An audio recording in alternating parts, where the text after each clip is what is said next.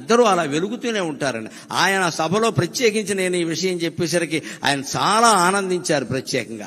ఇక ఇప్పుడు ఒక 10 నిమిషాల్లో ఆయన రాజకీయ జీవితాన్ని గురించి కూడా మాట్లాడతాను నేను.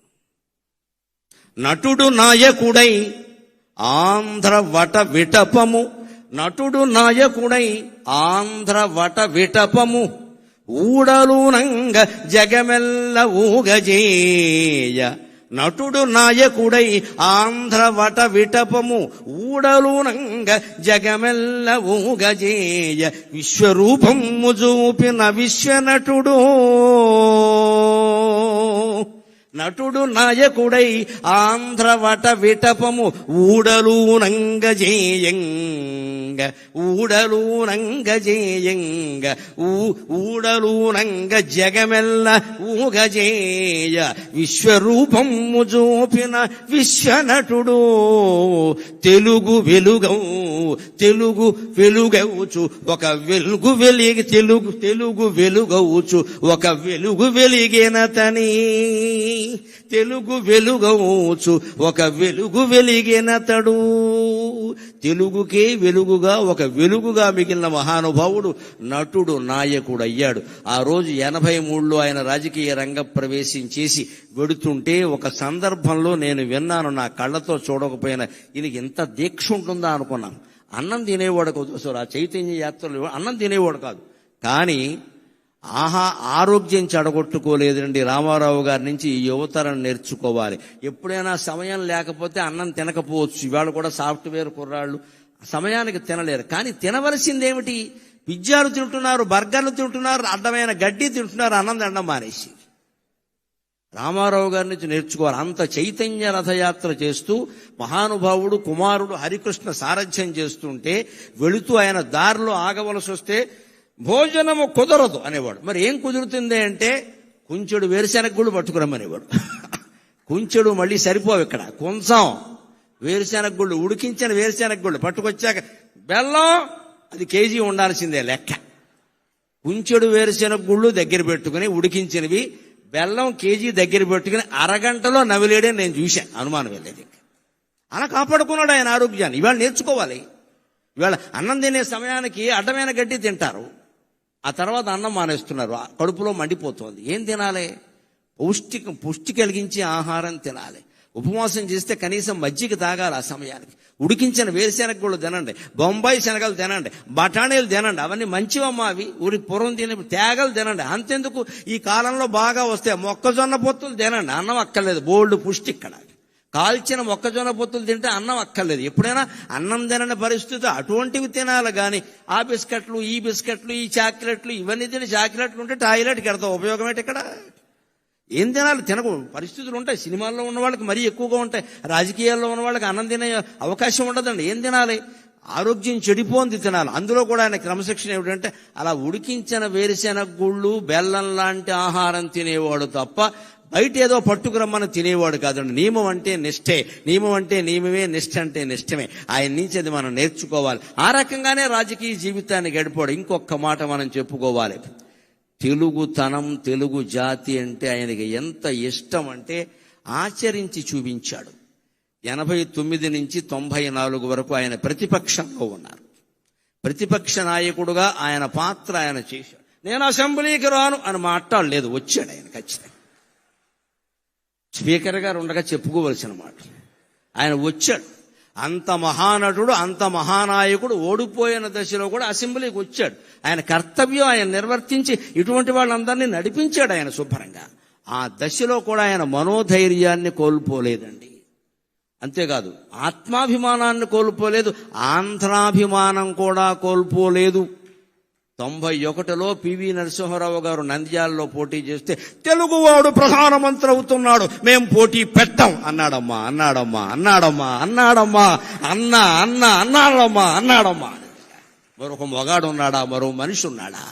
ఎంత స్వార్థం ఇవాళ రాజకీయాల్లో, ఎంత స్వార్థం. సానుభూతి చూపించవలసిన చోట కూడా పోటీలు పెట్టేస్తున్నారే. ఆయన శుభ్రంగా ఆయన నిలబడితే పివి నరసింహారావు గారి పరిస్థితి వేరుగా ఉండేది. చాలా కష్టం నెగ్గడం అది. అందులో సానుభూతి ఉంది ప్రజలకి.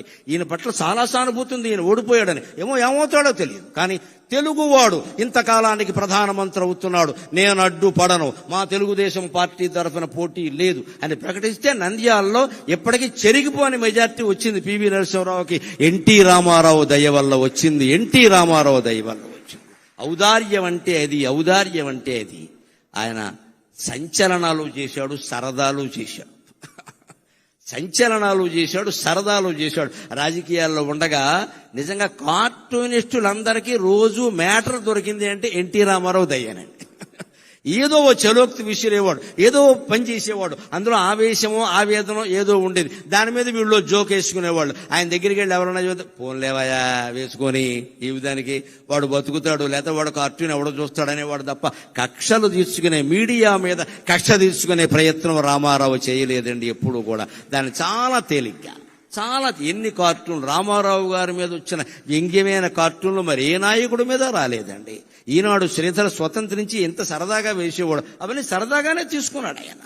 అంతేకాదు ఇంకొక మాట చెప్పుకుని మనం సెలవు తీసుకుందాం. ఒక ప్రాంతీయ పార్టీ నాయకుడై ఉండి ఆంధ్రప్రదేశ్ అనే ఒకే ఒక రాష్ట్రానికి కొంతకాలం మాత్రమే ముఖ్యమంత్రిగా ఉండి నేషనల్ ఫ్రంట్ ఏర్పాటు చేసి కన్యాకుమారి నుంచి కాశ్మీర్ వరకు భారతదేశాన్ని ఏకం చేసి ప్రతిపక్షాల కూటమిని ఏర్పాటు చేసిన మహానుభావుడైన. సామాన్యమైన విషయం కాదు నేషనల్ ఫ్రంట్. పైగా ఇప్పుడు ప్రతిపక్షాలు కలుపుతున్న వాళ్ళు కూడా సాధించలేని విజయం ఆయన సాధించారు. అయ్యన్న పాత్రుడు గారికి నాకంటే బాగా తెలుసు ఈ విషయాలని. బీజేపీ కమ్యూనిస్టులు ఎప్పుడైనా కలుస్తారండి? అసలు సాధ్యమేనా అది? ఎవరైనా కలుస్తారు కానీ బీజేపీ కమ్యూనిస్టులు కలుస్తారా? ఉప్పు నిప్పులా ఉంటారు కదా, అటువంటి వాళ్ళందరినీ దేశం నాశనం అవుతోంది, మీరు కలవాలి, మీరు కలవాలి. ఇటు అద్వానీ వాజ్పేయిల్ని అటు కమ్యూనిస్టు నాయకుల్ని ఒప్పించి వీపీ సింగ్ ప్రభుత్వానికి మద్దతు సేకరించిన మహానుభావుడైన నిజం చెప్పాలంటే. అంటే ఎక్కడ ఇటువంటిది ఎవరు చేయగలుగుతారండి? లోపల నాకు పదవీకాంక్ష లేదు అన్నవాడు చేయగలుగుతాడు. నాకే కావాలి అంటే 30 మంది ఎంపీలను పెట్టి కూడా ప్రధానమంత్రులు అయిన వాళ్ళు ఉన్నారు. మనకు అనవసరం ఇప్పుడు చెప్పుకోవడం. కానీ ఆయనకి ఎంపీలు ఉన్నా సరే కాదు, అదొక నేషనల్ పార్టీ, వాళ్ళు అవనేంటి, మనం సహకారం చేద్దాం, దానికే ఉంది అని సహకరించిన మహానుభావుడు. చివరిగా మళ్ళీ పద్యంలోనే ఆయనకి నివాళి సమర్పించి నేను సెలవు తీసుకుంటాను.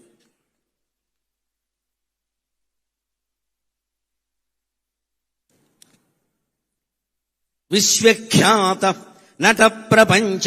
రామారావు గారి సంతోషించాలి అంటే మంచి సమాస ధాటితోనే ఉండాలి పద్యం. తేలికైన మాటలతో చెబితే ఏమయ్యా గరికిపాటి ఇలాంటి పద్యం చెప్పేవాడు రాత్రి కల్లోకి వస్తాడు ఆయన.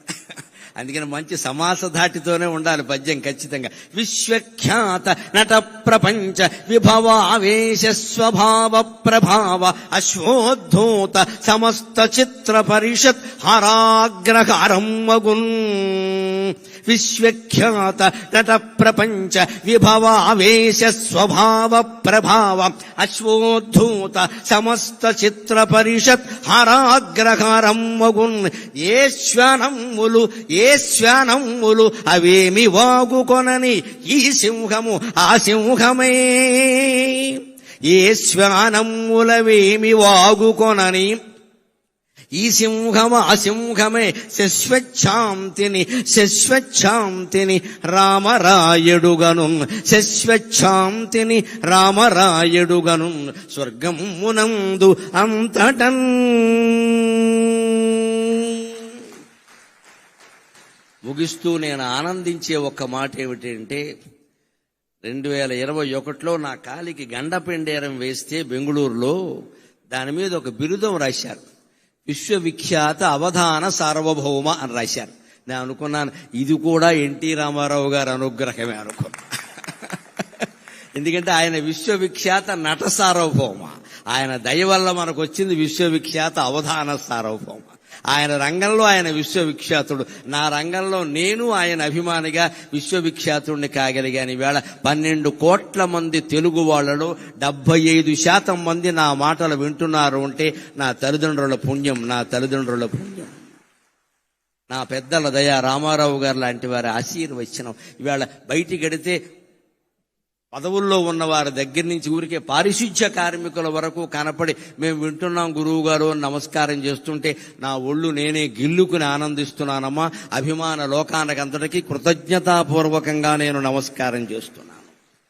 నచ్చిన జాలు మీకు వదనంబులు విచ్చిన జాలు, నచ్చిన జాలు మీకు వదనంబులు విచ్చిన జాలు, సాహితీ సచ్చరితంబు బాడుటకు జన్మములెత్తెదా వెనవేలు. నచ్చిన జాలు మీకు వదనంబులు విచ్చిన జాలు, సాహితీ సచ్చరితంబు బాడుటకు జన్మములెత్తెదా వెనవేలు. ఏమిచ్చిన ఈయకున్న మనసిచ్చిన జాలును, ఏమిచ్చిన ఈయకున్న మనసిచ్చిన జాలును. భారతీ కృపన్ పచ్చగనుండు, భారతీ కృపన్ పచ్చగనుండు. ఇంక సెలవా, ఇంక సెలవా, ఇలువాకిలి చూచుకోవలెన్. స్వస్తి.